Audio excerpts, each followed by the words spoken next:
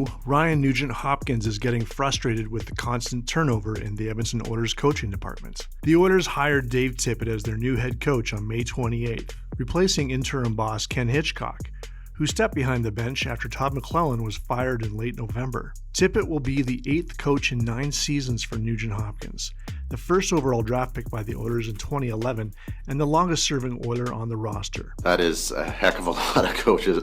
And I feel bad for the guy as badly as you can feel for somebody who makes $42 million. Like, every year it's like, you just adjusted to the old coach. You knew his personality, you knew his traits, you knew how to communicate with them, and then, all right, he's gone, the new guy's in. Like, you just sort of you forge a relationship with him, he's out, the next guy's in. Like, every 6 months to a year, he's got a new coach. And he said, on the ice, the systems are all pretty similar. Like, it doesn't take much to sort of adapt to how each coach runs his thing. But the hardest part is just on a human level, adjusting to the new boss and see the guy every day and just forging that relationship. So he's hoping that this is, after 8 coaches heading into his 9th year, that this will be the one that kind of smooths things over. We'll see. Tippett comes to Edmonton with a reputation for being a defensive coach, and goodness knows the Oilers could use some extra attention in that area. Well, he has kind of this reputation as being this staunch defensive guru, right? And it's well earned. That's what his teams were. Arizona played like that, Dallas played like that, but in the case of the Stars, that was the era. Like, everybody was choking the life out of the game. It was the worst era in hockey.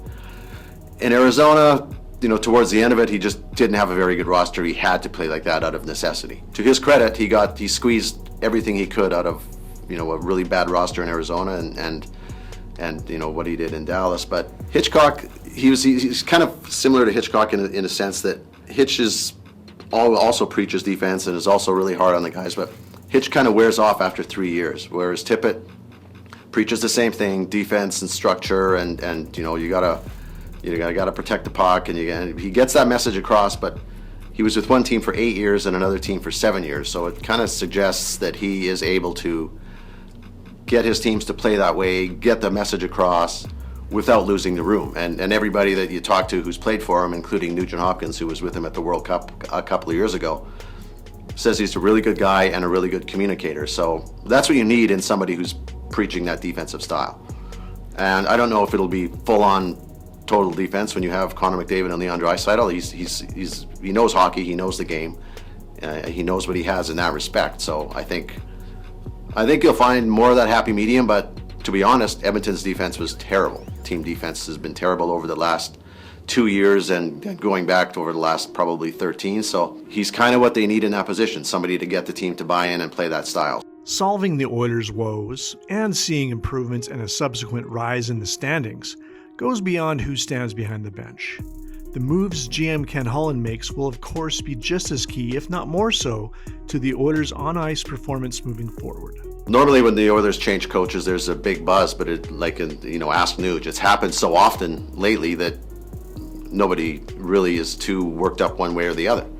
It's, because McLellan, you can't tell me that Tippett is much better coach than Tom McLellan. They're very similar. McLellan might be a better coach.